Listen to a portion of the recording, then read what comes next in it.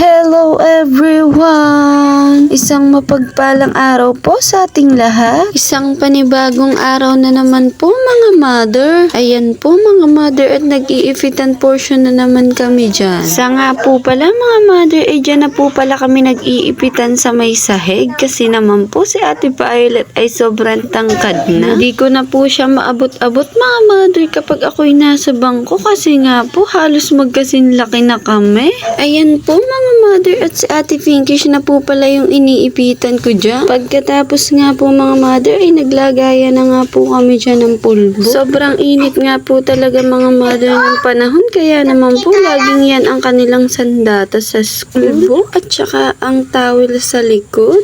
Ayan nga po mga mother ang kanilang final look. Ipit na nga lang po ang nagawa ko dyan mga mother kasi naman po for dadali-dali na ang aking mga ate. Ayan nga po mga mother at nag-kiss na nga po sila dyan kasi naman po aalis na sila, papasok na sa school. At ayan, for the go na po sila. Ayan po mga mother, pag alis ng aking mga ate ay for the kape na ang mother nyo. At ayan nga po mga mother, ang baby gray ko ay gusto rin makikita siya sa video. Sobrang kulit nga po niya dyan kasi nga po hinaharap niya sa kanya talaga yung camera. Ayan nga po, todo pa cute pa talaga ang bebe ko dyan oh. Ayan nga po mga mother at sumisilip ang labahan ko. Kaya naman po mga mother ay for the ipon na ako ng tubig. Mga mother ay naglalakad po pala kami dyan ng aking baby gray. Kasi naman po bibili po kami ng sabon. Medyo malayo-layo din po yung tindahan. Di ko na lang po na-videohan mga mother.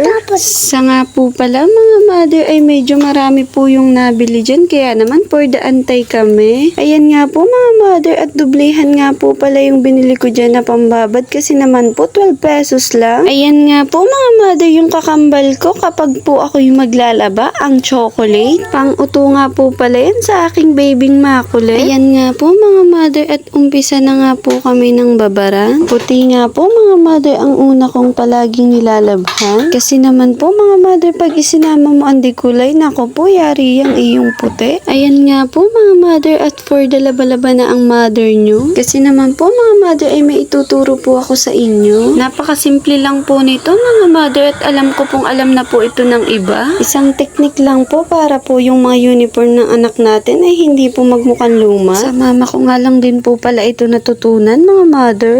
Mga mother, alam niyo po ba kung ano yan? Nabili nga po ako sa tindahan. Ang sabi ko nga po ay tina na asul. Naguluhan nga po yung binibilhan ko mga mother. Pahinap nga daw po pala ang pangalan yan mga mother. Mga mother, sa nga po pala pagkatapos kong banlawan saka ko po nilalagyan yan. Para po maganda yung pagkaasul ng damit mga mother at magmukha po siyang bago. Ayan nga po mga mother at for the sampay na ang mother nyo. Sa nga po pala mga mother ay naghahanger po ako ng damit ng mga puti dyan. At ayan nga po mga mother at naisa-isa ko na. At ayan nga po mga mother yung uniform ng aking mga anak. Kala mo nga po ay nagmumukha na po silang mga bago samantalang dadalwa lang po talaga yung bago dyan. Kailangan din po talaga mga mother ay may diskarte ka. Kasi naman po mga mother ay minsan po ay hindi rin natin kayang bumili kaya kailangan po talagang gawan ng paraan. Mga mother, hanggang dito na lang po ang ating video. Sana po may natutunan po kayo kahit kaunti.